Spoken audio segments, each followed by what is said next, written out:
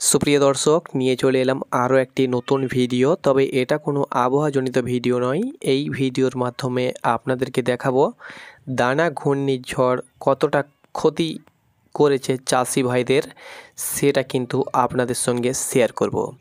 তো আপনি যদি চাষি ভাই হয়ে থাকেন অবশ্যই ভিডিওটাকে শেষ পর্যন্ত দেখবেন এবং চ্যানেলটাকে অবশ্যই সাবস্ক্রাইব করবেন। দেখুন, আমি আমার পার্শ্ববর্তী এলাকার একটা ভিডিও আপনাদের সঙ্গে দেখাচ্ছি অন স্ক্রিন, এবং আমি কিন্তু মাঠের মধ্যে রয়েছি এবং এখান থেকে যত দূর আপনার চোখ যাচ্ছে না কেন বা আমার চোখ যাচ্ছে না কেন, তত দূর পর্যন্ত এখানে কয়েকশো বিঘে রয়েছে যেখানে আমন ধান রয়েছে। এই ধান প্রায় এখন কোনো কোনো জায়গায় দেখতে পাচ্ছেন এরা কিন্তু প্রায় কেটেছে, যেহেতু এই ধান যদি এখন রেখে দেয় তাহলে কিন্তু এই ধানে প্রচুর পরিমাণে কিন্তু ধসা থেকে শুরু করে মাজরা থেকে শুরু করে বিভিন্ন রকমের পোকা কিন্তু আক্রমণ করছে। তাই যারা চাষি ভাই রয়েছে তারা কিন্তু এই ধান কেটে নিচ্ছে। তবে এটা এখনও পর্যন্ত কাটার উপযুক্ত হয়ে ওঠেনি, যেহেতু এই ধান দানা ঘূর্ণিঝড়ের ফলে এইভাবে পড়ে যাবার ফলে এটা কিন্তু খুব তাড়াতাড়ি এর শরীরে, গাছের শরীরে রস না যাওয়ার কারণে এটা কিন্তু পেকে গিয়েছে এবং এখানে কিন্তু পড়ে যাওয়ার ফলে বিভিন্ন পোকার কিন্তু আক্রমণ হচ্ছে। তবে এই ধান এখনও পর্যন্ত কিন্তু 10 থেকে 15 দিন বা 1 সপ্তাহ থেকে 2 সপ্তাহ বা তারও বেশি কিন্তু থাকা, অর্থাৎ চাষি ভাইরা কিন্তু রেখে দিত, ভালোভাবে পাকিয়ে পুষ্টিকর হবার পরে কিন্তু কাটতো। তো যাই হোক না কেন, দানা ঘূর্ণিঝড় কিছুদিন আগে আপনাদের ঘটেছিল, তখন কিন্তু এই ধান পড়েছিল। আমি এখন প্রায় তখন কাঁচা ছিল, এখন অনেকটাই পেকে গিয়েছে। তো আমি ভাবলাম যে আপনাদের সঙ্গে একটা ভিডিওর মাধ্যমে জানিয়ে দেওয়া যাক। তো দেখতে পাচ্ছেন কিভাবে ধানগুলো পড়ে আছে একদম নৃশংসভাবে, একের পর এক দেখতে পাচ্ছেন কিভাবে চাষি ভাইরা দুই মাঝে তারা কিন্তু ফাটল দিয়েছে এবং এই ফাটলের মাঝে তারা কিন্তু চাষি ভাইরা তারা কিন্তু গাছের ওপরে, ধান গাছের ওপরে তারা কিন্তু বিষ স্প্রে করেছে। তো এখানে দেখতে পাচ্ছেন এগুলো কিন্তু একদম পড়ে গিয়েছে, না মেশিনে কাটা হবে না হাত দিয়ে কাটা হবে। তো হাত দিয়ে যদি কাটা হয় তো যেখানে বিঘে প্রতি 3টে করে লোক প্রয়োজন ছিল, সেখানে এখন বিঘে প্রতি 5 থেকে 6টি তারও বেশি কিন্তু লোক প্রয়োজন হচ্ছে এই ধান কাটার জন্য, কারণ এটা মেশিনে কোনো প্রকার কাটার সম্ভাবনা নেই, আর হাত দিয়ে কাটলেও কিন্তু অনেক সময় লেগে যাচ্ছে এবং এই ধান কিন্তু দেখতে পাচ্ছেন তুলে তুলে কাটতে হচ্ছে।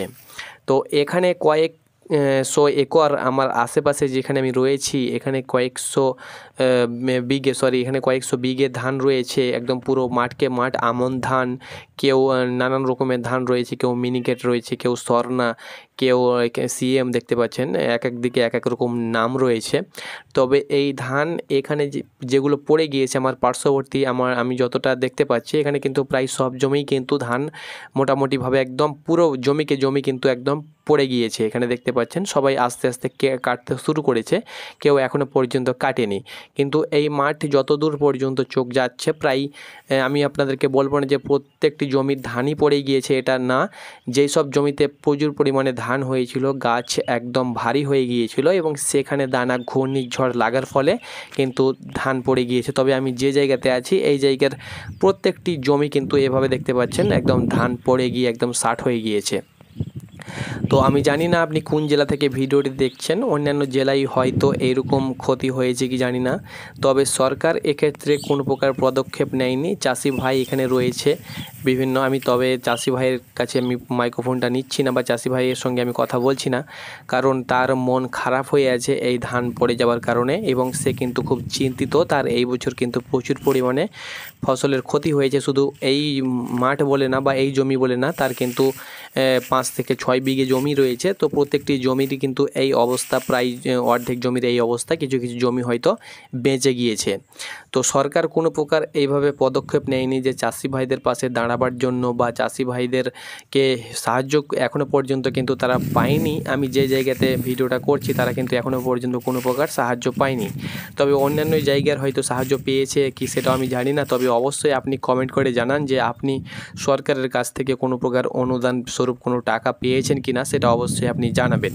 তো দেখুন এই যে ধানগুলো পড়ে গিয়েছে, এই ধানগুলো কাটতে এবং এগুলোর আবার পুরোপুরিভাবে ধানগুলো কাটার পরে ঝাড়াই করে এগুলো একদম বিক্রি করতে চাষি ভাইয়ের কিন্তু দ্বিগুণ থেকে 3 গুণ কিন্তু লোক লেগে যাচ্ছে। অর্থাৎ এখানে কিন্তু কাটতে কিন্তু এখন অনেক লোকের প্রয়োজন হয়ে যাচ্ছে, যেহেতু পুরো একদম 60 হয়ে গিয়েছে আপনারা দেখতে পাচ্ছেন, অর্থাৎ একদম হুড়মুড়িয়ে পড়ে গিয়েছে। এক্ষেত্রে মেশিনে কাটার কোনো প্রয়োজনই নেই, অর্থাৎ মেশিনে কাটার সম্ভাবনা নেই, শুধুমাত্র হাত দিয়েই কিন্তু এই ধানগুলো কাটতে পারে, তাছাড়া কোনো উপায় নেই। তো হাত দিয়ে কাটতে হলে চাষি ভাইদেরকে কিন্তু যেখানে 3 থেকে 4টি বা 5টি বিঘে প্রতি লাগতো, সেখানে কিন্তু এখন দ্বিগুণ পরিমাণে কিন্তু টাকা পয়সা দিয়ে এবং অনেক মজুরি দিয়ে তাদেরকে কিন্তু কাটতে হচ্ছে। তো যাই হোক না কেন, এই ধান কাটার পরে এই ধানের জমিতে গম এবং সরিষা রোপণ করা হবে, কেউ কেউ আলুর বীজ রোপণ করবে এবং অন্যান্য জায়গায় হয়তো চাষি ভাইদের জন্য হয়তো ফসলের অর্থাৎ সবজি ছিল, সেগুলো হয়তো নষ্ট হয়েছে, সেগুলো কিন্তু আমার কাছে নেই। তো অবশ্যই আপনারা ভিডিওটাকে বেশি পরিমাণে শেয়ার করে দেবেন এবং যাতে ভিডিওটা সরকারের কাছে পৌঁছে যায় সেটাও আপনারা করবেন। বিভিন্ন বন্ধুদেরকে ভিডিওটাকে লাইক করে দেবেন যাতে সরকার দেখতে পায় যে কতটা ক্ষতি হয়েছে, কারণ এই সব জায়গায় কোনো মিডিয়া আসবে না, কোনো টেলিভিশন আসবে না। আপনাদেরকে আমরা সাহায্য করতে পারি, কারণ আমরা নিজে মাঠে এসে কিন্তু এই ফুটেজ দেখছি এবং নিজে হাতে কিন্তু আমি দেখছি, দেখুন কীভাবে ধানগুলো পড়ে আছে। তো অবশ্যই আপনারা যারা ভিডিওটি দেখছেন সকলে ভিডিওটা বেশি করে শেয়ার করুন, বন্ধুদেরকে দেখার সুযোগ করে দিন, চাষি ভাইদেরকে দেখার সুযোগ করে দিন এবং যে ক্ষতি হয়েছে অবশ্যই যাতে সরকার পদক্ষেপ নেয় এবং চাষি ভাইদের অ্যাকাউন্টে কিছু টাকা যাতে দেয়, তাহলে তারা হয়তো এই ক্ষতি থেকে একটু হলেও বাঁচতে পারে, তো সেটাও যাতে করে সেই জন্য অবশ্যই আপনারা ভিডিওটাকে বেশি করে শেয়ার করে দিন। তো এটি ছিল আপডেট একটি দানা ঘূর্ণিঝড়ের একটি ক্ষতি সম্পন্ন একটি ভিডিও আপনাদেরকে দেখালাম। আমন ধানের কতটা ক্ষতি করেছে, আরও অন্যান্য ফসলের ক্ষতি করেছে। তো আপনারা অবশ্যই ভিডিওটাকে লাইক করে শেয়ার করুন যাতে বন্ধুদের কাছে পৌঁছে যায় এবং যাতে সকলে ভিডিওটা দেখে এবং সরকারের কাছে পৌঁছে যায় এবং আপনারা যেন কিছু টাকা আপনাদেরকে সরকার সাহায্য করে, এটাই আমরা চাইব। এবং আপনারা যারা চাষ করছেন অবশ্যই আবহাওয়ার চ্যানেলটা আমাদের রয়েছে, সাবস্ক্রাইব করবেন, তাহলে কি হবে আপনাদেরকে জানিয়ে দেব কখন ঝড় আসছে, কখন কি আসছে, তাহলে আপনারা আবহাওয়ার সংক্রান্ত আপডেটগুলো পেয়ে সেই হিসাবে আপনারা কিন্তু চাষাবাদ করবেন। তাহলে এরকম ক্ষতির সম্মুখীন আপনাদের হতে হবে না। তবে এটা আপনাদের দোষ নয়, এটা অবশ্যই আপনাদের, এটা একটা সময় ছিল, এই টাইমে আপনারা এই ধানগুলো রোপণ করেছিলেন, এই টাইমে আপনাদের এই ধানগুলো পাওয়ার একটা সময় ছিল, এটা আপনাদের দোষ বলা যাবে না। এটা আপনারা যে সময়ে এগুলো রোপণ করেছেন এখন কিন্তু এগুলো কাটার সময় এবং এগুলো কিন্তু আপনাদের হাতে পাওয়ার সময় ছিল।